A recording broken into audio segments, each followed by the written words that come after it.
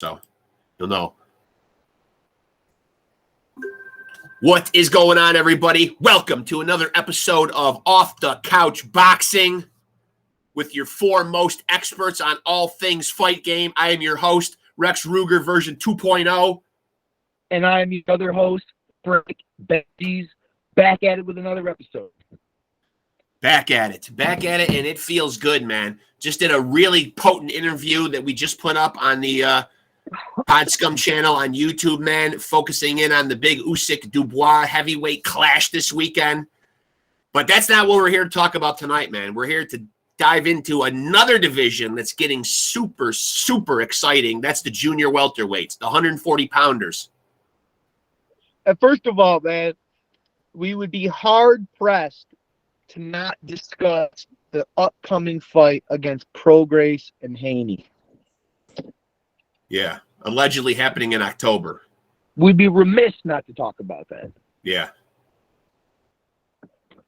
Yeah. And Prograis, you know, as people know, man, he's my type of guy. A lot like why I like Keyshawn Davis. He's a guy who bumps his gums and talks some fucking hot shit, and I love that. A little irreverence in the game. Yeah, he's saying that the Haneys are faltering on the date. Now they're trying to play games. Yep. Dicking them around. Trying to fuck the poor guy, man. They don't want him ready, but he says he's ready. They're trying to catch him when he's not paying attention, I would think. Yeah. Be like, oh, yeah, no, the fight's still on. Yeah. Well, this is obviously an easy division to potentially take over when Rolly Romero is even walking around with a belt. I mean, come on. That was a giveaway belt. I'll fight Rolly off the couch right now, man. If I haven't been 140 pounds since 6th grade, but they gave him that belt. He got a gift fucking referee stoppage against Ismael Barroso. Yeah, a fucking another travesty that happened this past year. The Loma Haney decision, the Rolly stoppage, some shameful acts happened in this year in boxing. It was not fucking pretty. But there's a lot of guys fucking cramming into that 140-pound division. And there's a lot of guys there that are fucking boasting very nice fucking records, man. Prograis, yeah, you bring up this fight, 29-1. Just won his last fight in June. In October, he's supposed to be fucking locking horns with Haney. Devin Haney, who is the pillow-fisted Devin Haney. I'll say that. Definitely the pillow-fisted. Prograis, though, out of his 29 wins, 24 fucking KOs. That's a dude knocking motherfuckers out. Haney 30-0, but, you know, with his little fucking girl hands, only 15 KOs. But I guess that's still impressive, though. But there's a lot of tough fucking bastards, dude. There's a lot of tough bastards at 140 right now. T.O. is looking like he's going to commit there. Of course, Haney's committing there. And then you got guys that are there and have been doing it for a while, man. One of my favorites, Subriel Matias, 19-1, and they've all been KOs. We were just talking about Artur Beterbiev the other night. Subriel Matias, another guy with a 100% knockout ratio currently. That's impressive, man. That's the way not to get corrupt judging right there. Don't let it go to the cards. And, of course, Ryan Garcia, he's going to crawl his way up in there after getting shut down on a very chintzy body shot from Tank Davis. I don't know. Wouldn't you agree, chintzy? I mean, what the hell happened there? I think laid out a lot of. Go ahead. Oh, wait a minute. Benji's is going to weigh in, but as usual, we're dealing with the Benji's technical difficulties. He's coming to us from Beirut. He comes to us all the way from out in Beirut, where there's not a good internet connection. Do I got you back on?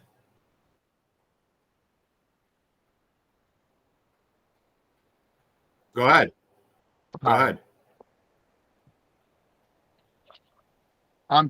I just said what I said. I don't think we heard it.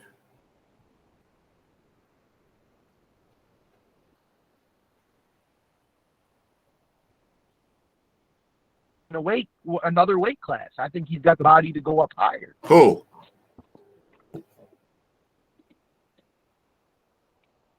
Oh, yeah. He could probably go all the way up to welter, maybe even 154. Yeah, he's tall, rangy. He could do that easy. Yeah, for sure. I like Subaru Matias, man. Is potentially coming out like with some crowns. I'd like to see a showdown with him and Regis Prograis. No, you were saying before I got cut off that you thought that Teofimo was kind of thinking his feet in the ground at 140, and that's why I said that I thought, based on his body style, I think he could continue to go up. And he's coming off an impressive win against fucking Josh Taylor a couple months ago. His next opponent is TBA. Definitely an impressive win, but you have to agree though, as good as Teofimo looked, Josh Taylor looked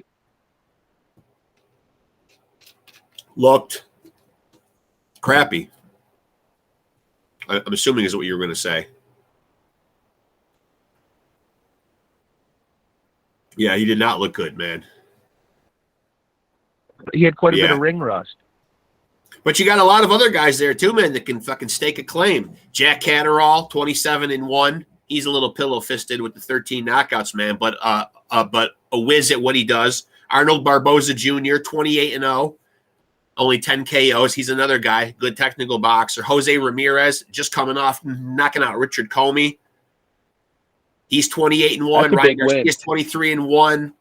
Taylor's 19-1. Tio's 19-1. Rolly's 15-1. A lot of guys there, man, just clinging to either undefeated or one loss, man. You know, anybody could be the guy to emerge. Well, when some of the dust settles here in October, it should be pretty good because Prograis is supposed to be fighting Haney and Catterall is supposed to be fighting Jorge Linares, who I think at this point is relegated to kind of, a gatekeeper position. Yeah, I mean, Linares is a great fighter. He's just getting a little long in the tooth. But October will be good, though. Yeah, that'll make October a sweet month for sure. And then we got Haney. He's moving up to 140. He's coming off getting a fucking being part of a huge fucking heist where he fucking got a robbery decision from fucking Lomachenko that we've talked about. Now he's gonna fucking skedaddle and go up to 140.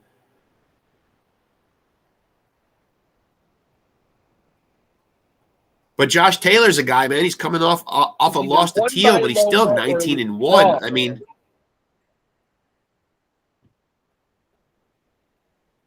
Yeah. That fight was either won by Loma or it was a draw, man. I think the people coming off the fucking worst fucking performances are you got a guy like Ryan Garcia. He's scooting up to 140 now, man, but he just came off that embarrassing KO from Tank that I was just talking about, man, where he I know he's at 135, but he could I definitely see him going up to 140 at some point. Yeah. It's an interesting division, man. It's an interesting division. It really is.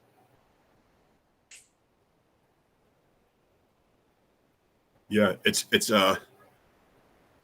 getting to the point where it's getting very exciting up at 140, man. You know, you got a lot of guys cramming into this weight division, man, and they're all puffing out their chest and, wanting to be the guy.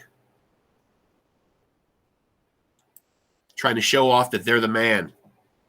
Jose Ramirez is still there. I don't know. I think I was just talking about him. 28-1. When we talked about 130, when we talked about 135, we didn't talk about we didn't bring up Hartunian, and he fought Frank Martin very well. Yeah, well, I thought it looks like from all the things that the boxing sites that I keep up with on my end are saying is that our next showdown is going to be at 135, but we're not here to talk about that. But it is exciting to hear that they've confirmed Frank Martin and Shakur Stevenson.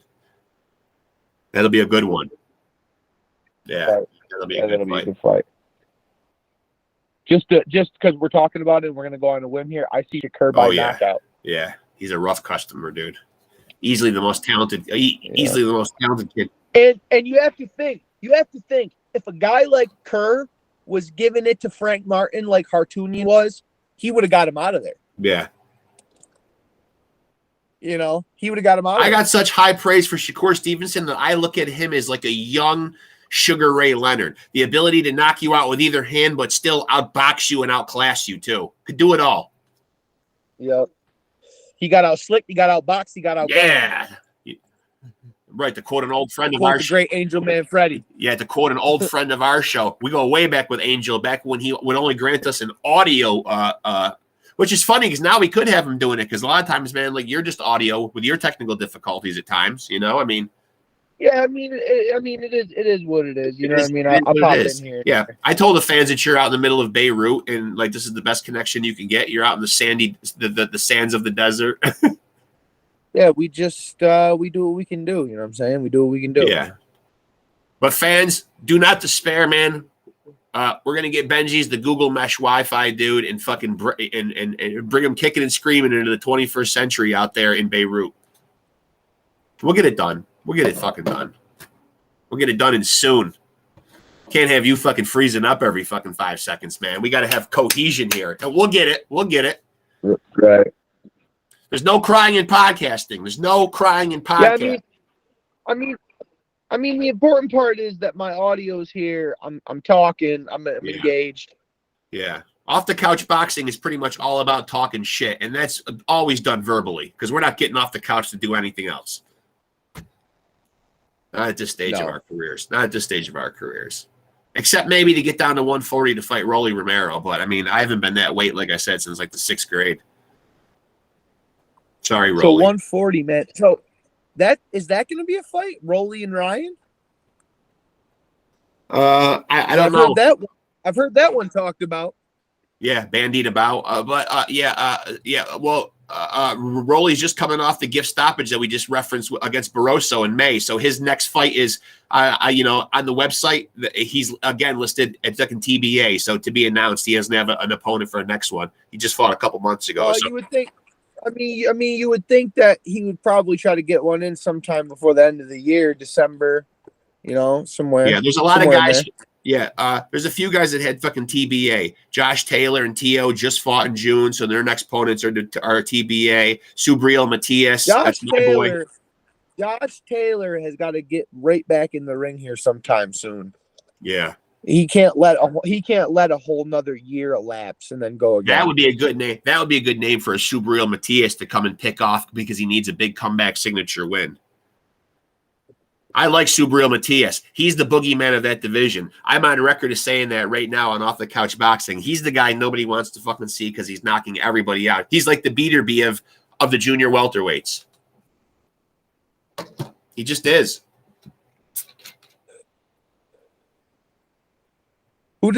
He does have a loss on his record though. Who'd that come to? Oh geez, hold on a second, man. All right, so you chatter away while I look it up. About that.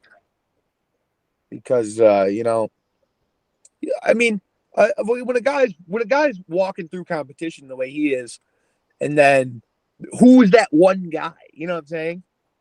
He lost back in 2020, a unanimous 10-round decision to somebody I've never heard of, Petros Ananyan. Yeah. But he avenged that, man. But he avenged that a couple of fights later by having that dude fucking quit in the 9th round. So,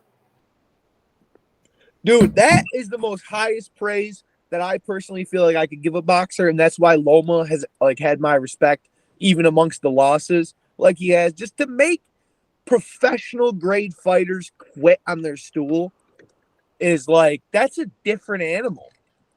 Yeah, Loma's the best to ever do that. I mean, consecutive fights. Guys don't do that, man. Especially we talk about Loma, man. He had who's the one I love to bring up? I can't even think of his name now. Rigondeaux. Fucking 30-0. He took his first loss, quitting. An elite level fighter too. First loss was due to quitting. Yeah. That's crazy. It's really a shame that Lomachenko doesn't feel comfortable at 140, man. Like a mere 5 pounds north, because he could come up and throw his hat into this ring, and it would be just a star-studded division. It would rival the welterweights and the 135 pound. But you have to think though, Loma has kind of not fared his best at 135. He kind of was locked in more like 125, 130. Yeah, that's where Loma did his best work at 130. Yeah. Yeah, I don't know that Loma. I'm looking at some of these big punchers on this list too, man. I don't know how Loma would do against like if somebody. Loma's just kind of an astute guy too. He's not big, you know. He's. I really think, mark my words, when the dust all settles here at junior welterweight, man, two tough hombres that are still going to be standing are going to be Regis Prograis and Subriel Matias. That's going to be a fight for the ages right there, man. I think. I'm looking at the rest of these names on here. I know this might sound crazy, but I'm going to go on record right now on Off the Couch Boxing podcast and say that at 140, Teofimo is going to have a phenomenal run. Yeah, he was going to be the next name that I was going to say, where if that fight doesn't happen, he steps in and has a classic with Regis Prograis or Subriel Matias. Yeah, I think Teofimo is one of those guys who's like his speed. Wait, he was so much faster than Josh Taylor is really what won that fight. Yeah. He was just beating him by a punch. Anytime Josh was trying to stick his jab or get anything going, Teofimo was just beating him to the punch. Yeah. And I'll tell you, man, I think Haney in October, man, I think that's why they're shucking and diving, man, and moving the date around. I think Prograis has smelled some fear in their camp. I think when he's on TikTok or he's on social media and he's calling them out about this, and he has been verbal about this, I think he's fucking spot on, man. I don't think this is a guy that they want to see. I mean, Prograis is 29-1, 24 KOs. He's coming to fucking knock somebody out. Regis Prograis, he looks deep. Huh? Easy to draw. He has no facial features. Yeah. Yeah, he's like a Michael Myers mask. You could just draw him wicked easy. Like, he just got any quality. He looks like a regular guy. Like, I don't even know how to describe it. I would say Regis Prograis is the Michael Myers. He's the William Shatner mask of the 140-pounders. Yeah, he just there's nothing prominent about him. Nondescript. Yeah.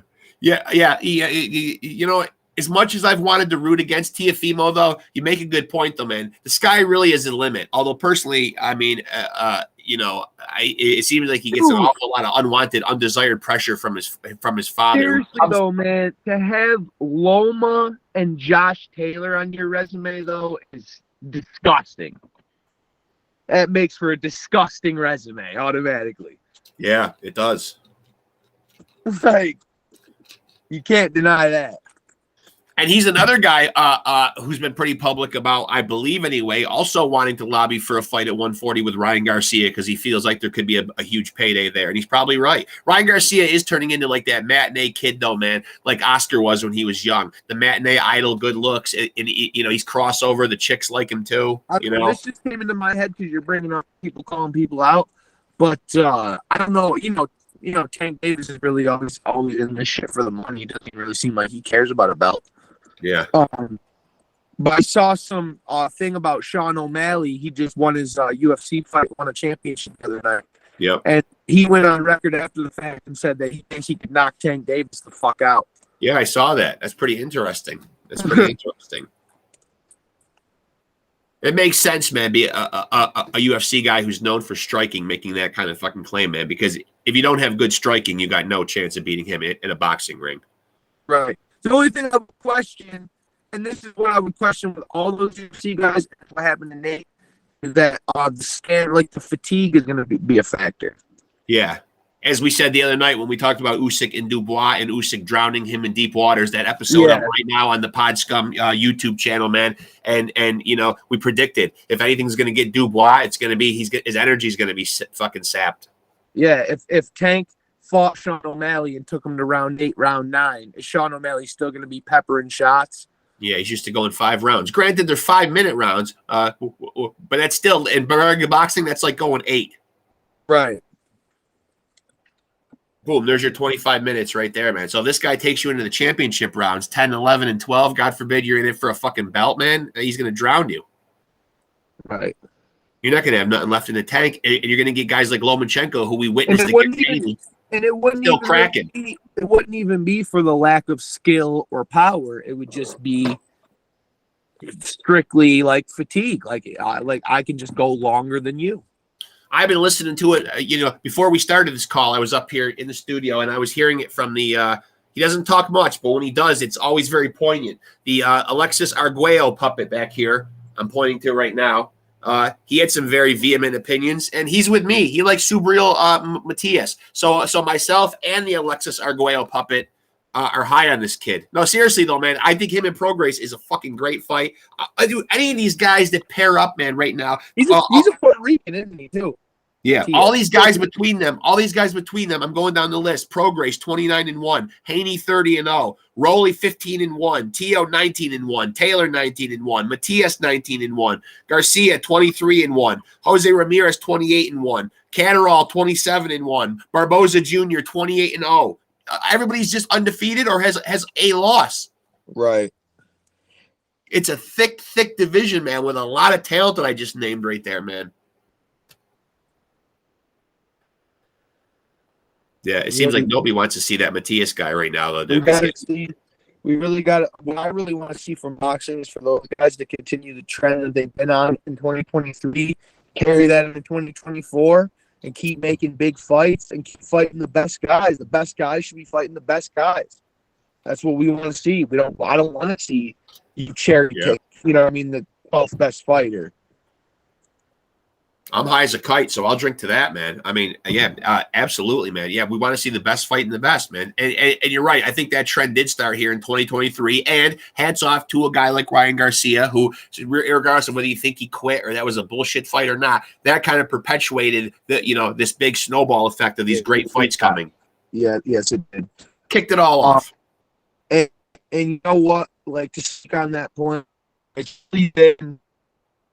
really been kind of sad since it's been like the Floyd era, because that goose egg he's got for his losses has kind of made all these guys be like, oh, I'm not going to be one of the greatest if I have no losses. Even though, consider plenty of guys who got losses as some of the all-time greats. I'm pretty sure, though, man, that that there have certainly been, and again, I hate to draw any criticism on the sport that I love so much, man, but in true Paulie Malignaggi fashion, I feel like someone has to be outspoken. I feel like some of those fights, man, some judges had to be in his back pocket, man. I call into question Mayweather and Jose Luis Castillo, Oscar De La Hoya. I don't. How does he not get disqualified against Victor Ortiz when he hits him when time is out? How does his own dad go on record after the fight and say De La Hoya beat you? I know that's not a raving endorsement. I'm just saying, you're my dad, and I don't think you can go on record and tell him that. No. Even if you did think he beat me and I won the fight, you're going with something with me.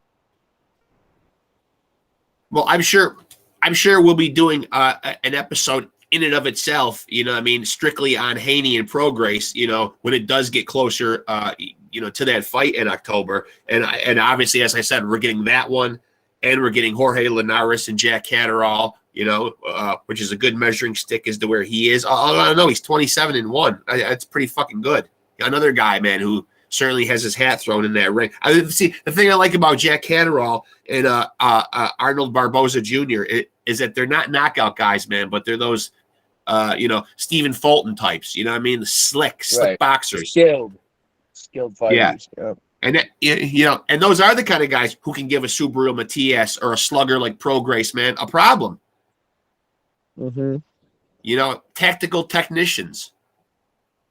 That's why, not to get into it too much, but that's why I see Haney kind of being a problem for Prograis, but I just don't really think it's going to be enough of a problem because I just don't think Haney's got enough pop to like be able to like make him worry at all. I feel like it's going to be like a Plant Benavidez situation. He's gonna have he's gonna have a hard still time. Good. He's still good. He's still live underdog. Like you still got a growth. Like he could put you away, but you know it might. I don't think it's going to be enough, man. If I were pro Grace and I was able to play devil's advocate here, or or for lack of a better word, put on my promoter cap, or I'm not my promoter cap, but my trainer cap, and devise a plan for pro Grace, it would certainly be try to cut off the ring and walk this guy down, man. And yeah, I think pro Grace's camp has got to be pretty sure, man, that fucking he's going to be able to go through Haney's punches.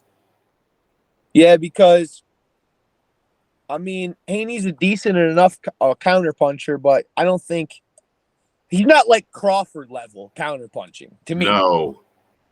So no, Crawford just put on a master I don't think he's there where like if Pro Grace is moving in on him and cutting the ring off, as you say, and cornering him in and getting him into his spots, I don't think Haney's going to be able to pull off enough of like inside combinations that are going to be like work for him. Yeah. And Ryan Garcia, it just remains to be seen. I mean, I don't know. He got criticized for possibly showing a severe lack of heart because people didn't think that body shot that Tank hit him with, really warranted him having to fucking go down and stay down. So we'll see what he's made of at 140. Remains to be seen. I mean, if he fights Rolly, it's like him and Rolly is like two internet guys fighting each other. Yeah. The battle of the tweets. Right. I was almost going to say the battle. I was almost going to say the battle of the twats, but that's not very nice at all. They both got their Twitter fingers itching. Yeah. But again, as I said earlier, though, man, to speak to a previous point, I like a little irreverence. I don't mind the shit talking, although it is nice when you see it in person and guys really jawing. I mean, rather than having an internet war. But right. Regardless, man, I'll take irreverence however I can get it. Though in this day and age, internet war is just as kind of bad because like the internet will take off on you, man, real quick. Yeah, right. That's why sometimes, man, it's weird when you get these guys like a Subriel Matias because he doesn't even speak English, man. So it's like you don't get a lot of trash talking out of those guys, or you get it translated and it just never sounds quite as badass as it does coming from them. Right. He says he's going to beat you badly. Mm-hmm. Nah. That falls flat. He's over there yelling something in Spanish, and he sounds pissed about it. And his translators are like fucking relaying it like like he's reading your account figures. You have to admit though, you'd spoke a different language, and you were in a press conference in an American setting, and the people spoke English, dude. I'd be over there saying the most outlandish shit in my language. I'd be like, "Suck my dick! Yeah, fuck this guy, he's a pussy." I'd be going crazy over there, like on some crazy shit, different language. Yeah, why not go all out? Why not go all out? You got the chance. It's going to get translated. The translator would just have to just not even translate because it'd just be all cuss words. Ridiculous. I think a nice fight would be, though, man, getting back to the junior welterweights, I think a nice fight actually would be Barboza Jr. and Jack Catterall. Well, Jack Catterall's got Jorge Linares, though, man. I think that'll be a good test for him, man, because, Jorge Linares, even in his advanced stage of his career, is still going to be somebody that's going to come to fight and put up a tough fucking fight. Absolutely. Yeah. There's no question about that. Even Jorge Linares, even a few years back, even put the great Lomachenko on his ass very quickly. Yep. Gave him a little flash fucking knockdown, a little, hey, how you doing? I'm here. Boom. He still won that fight. He clipped him. Well, then Lomachenko came on very strong, but I mean. He didn't win, though. Yeah. Yeah, that was the wake-up call that Loma. It was like they woke a sleeping giant, The first time in Loma's career he sat. I think so. Yeah. I mean, maybe I can't speak to his amateur background, man, but I don't think I remember anybody. 402 or whatever the hell he was. Yeah. Can't have been sat down too many times. But there are some good potential fights here at 140 that could really be, where you could really see some fireworks, though, man. I mean, that's 140 is definitely one of the hot divisions right now. It's crazy because it's usually up a little higher, more like the welters and mids and stuff. But it's like more of the hot contenders are now, like 135, 140. yeah. And let us also remind people, man, that that we are potentially, man, after we get this podcast rolled out and try to build a little bit of an audience, we will occasionally from time to time be having some guests on here, and we'll have everything technically running smooth at that point, man. But, when we do that, but we've got all kinds of, and I'll keep a lid on it right now. Obviously, we had the great trainer and former boxer himself, John Iceman Scully, on the other night. Heard about Artur Beterbiev from him a little bit and his great charity work. But from time to time, we've got some nice little surprises if people stay locked in here, man. We've got some good guests. Yeah, I really hope that boxing glove really gets some little revenue. Yeah, no doubt.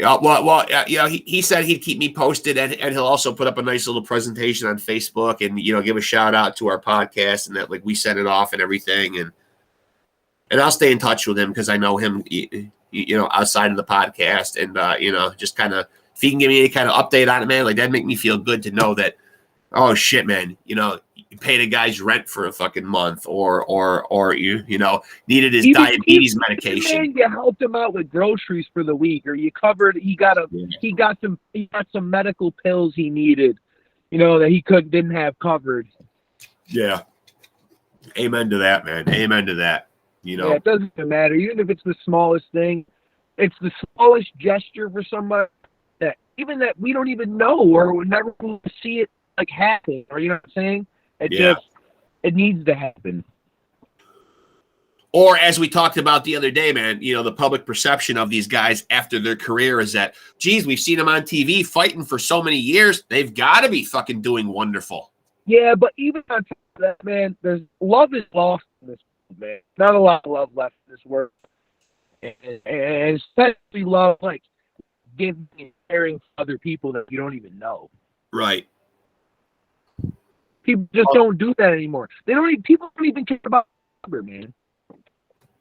Yeah. Let alone a boxer that was retired 20 years ago and doesn't have no medical bills. Oh, it doesn't have no coverage for his medical bills or anything. Yeah. And John Scully is a perfect example of a guy in the boxing world who's literally at heart really paying it forward. He is. He's doing what he can. He's out there doing the little things. I got a piece of memorabilia. Hey, like you're on this. Can you sign it? And yes, I'm going to go get money for it, but here's what it's going towards, Right. And he's mailing off checks to these people in the boxing world who he knows need this help. I mean, wonderful, man, like what he's doing, man. And it's great. And, as I said, public perception sometimes is, oh, geez, I watched him on ESPN. I watched him on HBO back in the day. Come on, he's got to be sitting somewhere with $1 million. Hey, and if you don't respect the man for that body work, you got to respect him for the charity work. Yeah, if you're not going to give him credit back then for the body work, that's a good point. Then give him credit here, man, for his fucking charity work, man. Even though both were fucking are classy. Yeah. Yeah. A classy performance to the body or a classic performance to the body and a classy overall performance and a classy performance as a man, classy man. Yeah. Yeah. And really when it comes down to it, I'll be the first one to say it on Off the Couch. Boxing doesn't matter. Real manhood does. Yeah. Yeah. Yeah, that's absolutely true. And maybe hopefully someday that body work will pay off. And maybe he can get maybe like a small, like little fucking sandwich bag, maybe full of Michael Nunn's fucking bloody urine and get it autographed. Because he might still be bleeding to the kidneys, man. He took some work, man. And for people that don't know, you can check out John Iceman Scully's Facebook page, man. He puts it on there. He even has it accompanied to some Rocky music. Well, he said on the podcast that he'd only just recently come across that video in the last 5 years. Like he'd never seen it. Yeah. Well, even if you just want to see some beautiful body work just encapsulated, a snapshot in time, man, of just like 30 to 40 seconds of just phenomenal body work, man. I implore people to watch it, dude. I mean, it's a masterclass, man, a masterclass. I mean, come on, man. A lot of these guys at 140 are good fucking body punchers. I mean, but there's also a lot of headhunters down here. Apparently, Haney's the best body puncher of all time. Yeah. Yeah, I know.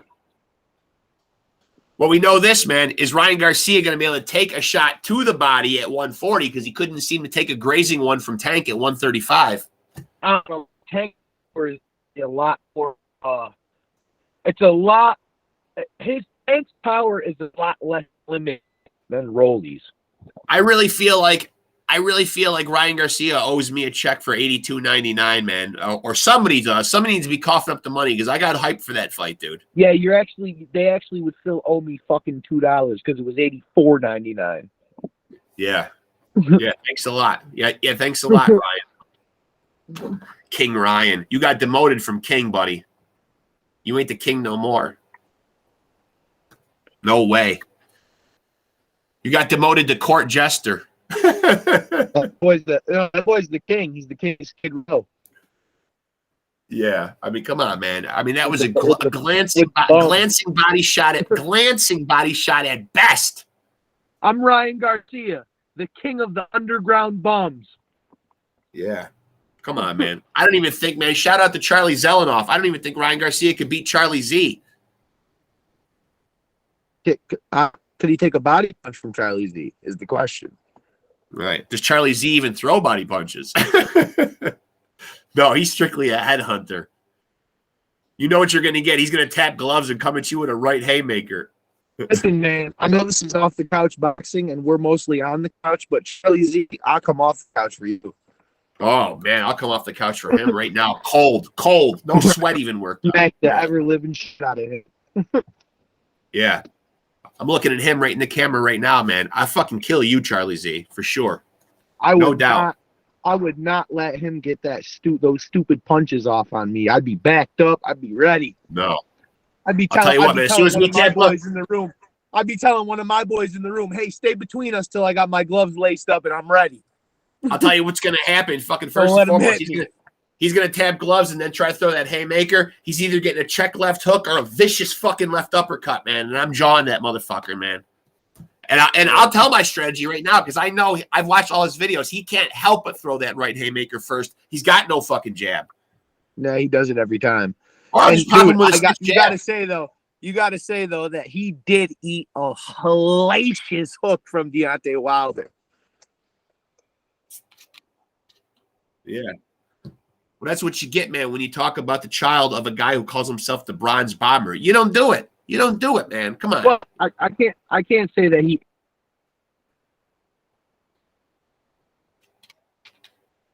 ate it though, because he definitely sat down. He ate it, but he was on the ground almost in the fetal position when he ate it, though. Did not want to go anymore. I mean, for people that want to go and check it out, man, you can certainly go search it up on YouTube, man. But yeah, I mean, and for people that don't know about this video, man, it exists out there, man. And he was really coming after Charlie Z. I do believe that, if I'm not mistaken, I work in the healthcare field, so I might be able to expound on this. But I believe Wilder's daughter has spina bifida, if I'm not mistaken, man. And you talking trash to another man, that's one thing. But when you start bringing somebody's kid into it, dude, man, I respect Deontay Wilder. I wasn't pulling for him in his fights against Tyson Fury at all. But as a man, I respect that, dude. Okay, man, you took it to a darker fucking place. Now I'm going to come down there and you're going to have to see me. Yeah, dude. There's no reason for Jay-Z to bring up his daughter in any way, shape, or form. Never. And we know that as parents ourselves, and I'm a grandparent now. No fucking way, man. No way. Well, that just makes me automatically that makes me want to kill a guy now. Well, yeah. I want people to look at me in this camera who are potentially going to fucking hurt any girls in my fucking family and say, here'll be the face that'll be at your fucking door, ready to rip your fucking throat out. Yeah, there's no way. I mean, come on, man. So in a lot of ways, man, yeah, okay. it's worth a quick plane ride down there. I don't know how far of a distance. I think Charlie Z is out in fucking California, but it ain't nothing, man, for fucking Wilder, who by this point had some fights under his belt, man. Shit, man. You know, but you know his promotional company don't pay for that. They probably don't want him going down there and potentially hurting his hand on some fucking blowhard like Charlie Z. But still, he was going down there, man, because he insulted his daughter. Nah. Fuck that, man. No one's gonna tell me I ain't going. Just like the legendary video on YouTube. Oh, no, I'm hearing none of that. Yeah. Ain't nothing we can do, man. Yeah, you know what we can do about it, man. Right, that's what it is. It's a street beef. Stay out of it, man. Wilder's telling you he's going down. I don't know where that was, who that was, but shout out the YouTube video. He's a hood Yoda. I bow to him. Beats up the two brothers and throws the first one off the porch. Yeah. But that guy who's quoted later in the video when someone is telling him he should get in there and break it up and him saying, "Hey, no, we can do about it, man." That guy is the Swami of that neighborhood, man. He's the, I mean, he's the yogi. He's got all-encompassing knowledge. You got to let that hood justice go. Yeah, and that's what Wilder was doing down in that fucking little gymnasium, man. He was coming down there to be like, Charlie Z, we was having fun for a minute, man. Then you had to take my daughter into it. Yep. All right, now I'm here, all 6'7" of me, ready to throw some fucking bombs at you. I'm sorry, Mr. Wilder. I'm sorry, Mr. Wilder. I gotta wonder if any of that was put on though for Charlie Z's channel, because I know his father, man, does have a little bit of dough. Sometimes he'll pay these guys to spar with them or whatever and appear on these videos. I wonder, man, because it certainly seems like he felt very bold even when Wilder was there, even just defying to fucking square up with fucking Wilder. But you have to remember watching. I know you've seen the video.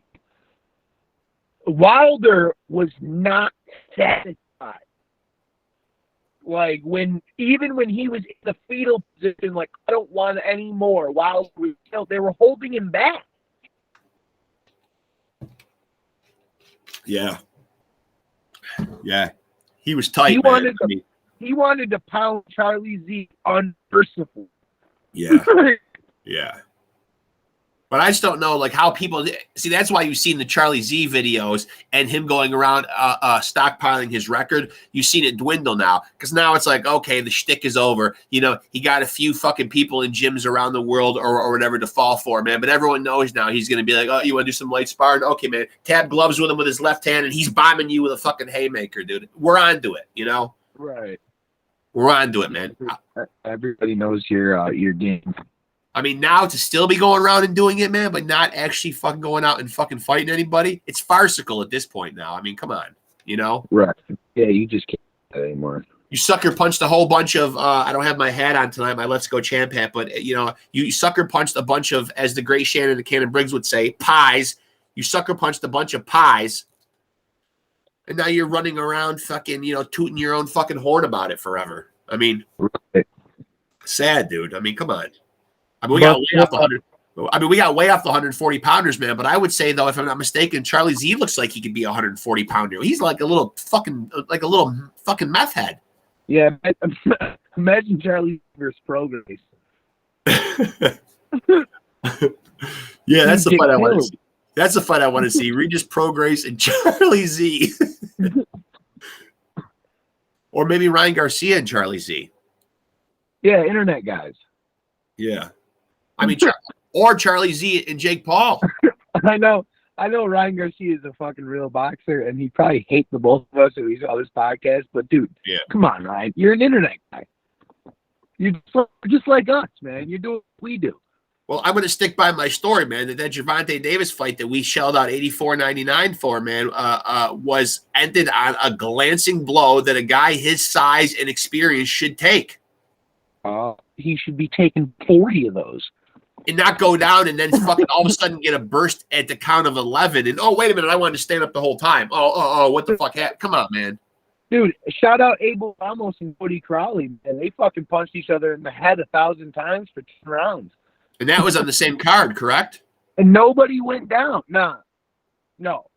That was on the Benavidez Plant card. And not to play. But I'm saying my point is two skilled fighters can go in there and eat shots. Yeah. Don't just go down. You know what I'm saying? Yeah. Yeah. That's why off the couch boxing, man, will potentially get our as we get our feet more and more fucking wet doing this, our technical aspect, everything will get pulled together more, and we will definitely guarantee to have exciting guests. You mentioned Abel Ramos. Abel, no problem, dude. Great guy. Right. He'll come on and do it. He's been on my brother Rexxx version 1's podcast. Super duper guy.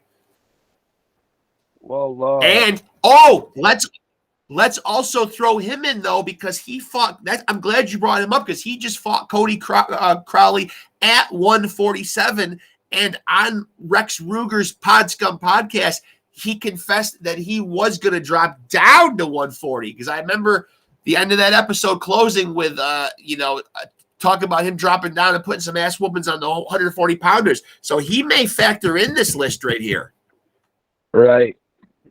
And factor in big time. All right, man. I mean, I think it's.